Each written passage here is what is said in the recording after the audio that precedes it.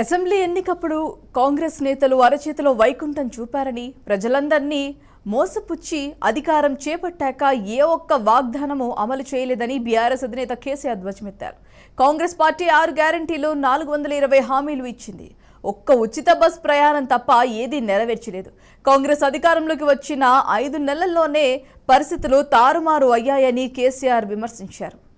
మెదక్ జిల్లా నర్సాపూర్ ప్రధాన కూడలిలో నిర్వహించిన కార్నర్ మీటింగ్లో హైదరాబాద్ దుండిగల్ కమాన్ వద్ద పటాన్చెరు కూడలిలో జరిగిన రోడ్ షోలో కేసీఆర్ ప్రసంగించారు. బీఆర్ఎస్ ప్రభుత్వ హయాంలో పుష్కలంగా మంచినీటిని సరఫరా చేశామని, ప్రస్తుతం ట్యాంకర్ల ద్వారా నీటిని కొనుగోలు చేసుకునే పరిస్థితి నగర శివారు ప్రాంతాల్లో నెలకొందన్నారు. రాష్ట్ర హక్కులను సాధించుకునేందుకు 12 మంది బీఆర్ఎస్ ఎంపీలను గెలిపించాలని కోరారు. మెదక్, చేవెళ్ల, సికింద్రాబాద్, మల్కాజిగిరి పార్లమెంట్ స్థానాలను బీఆర్ఎస్ కైవసం చేసుకుంటుందని ధీమా వ్యక్తం చేశారు.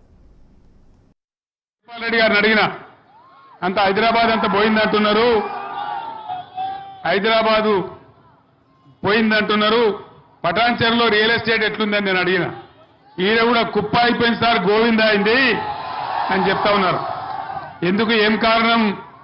పటాన్చెరులో కావచ్చు, మన కొల్లూరులో కావచ్చు, హైదరాబాద్లో కావచ్చు, మొత్తం సిటీలో కావచ్చు, ఈ ముఖ్యమంత్రి వచ్చిన కాడ నుంచి ఒక్క పర్మిషన్ కూడా ఇస్తలేడు.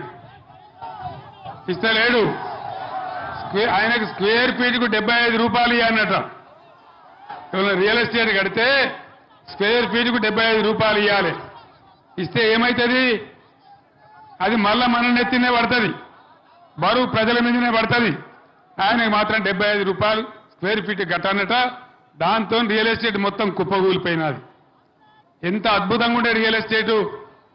ఒక గజం ధర ఎంత ఉండే పటాన్ చెరువులో, ఇవాళ అడిగేవాడు కూడా ఉన్నారా?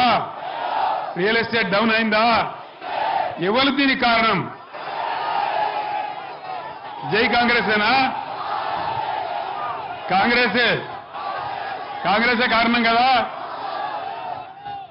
అదేవిధంగా పటాన్ చెరువులో ఒకప్పుడు కలుషిత జలాలుండి ప్రజలకు చాలా అనారోగ్యం వచ్చేది. మిషన్ భగీరథ వచ్చిన తర్వాత బ్రహ్మాండంగా ప్రతి ఇంటికి నల్లా పెట్టి పరిశుభ్రమైన జలాలు అందించింది బీఆర్ఎస్ ప్రభుత్వం. మీ అందరికీ కూడా ఆ విషయం తెలుసు. మళ్ళా ఈరోజు నీళ్లు తక్కువైతా ఉన్నాయి, ఇబ్బందులు పెట్టే పరిస్థితి చేస్తా ఉన్నారు. మీరందరూ చూసినారు, మీ కళ్ళ ముందరనే ఉంది. పక్కనే కొల్లూరులో ఇండియాలోనే ఎక్కడ లేని విధంగా బ్రహ్మాండంగా 16,500 ఇండ్లు, డబుల్ బెడ్రూమ్ ఇండ్లు కట్టి పేదలకు ఇచ్చిన విషయం మీకు తెలుసు. అయింది కదా కొల్లూరులో, మీ పక్కనే జరిగింది. ఇవాళ వీళ్ళు అవన్నీ కూడా ఏం కాలేదని అబద్ధాలు చెప్పి ఎంతసేపు కేసీఆర్ను బదనాం చేయాలని అన్ని రకాల ప్రయత్నాలు చేస్తా ఉన్నారు.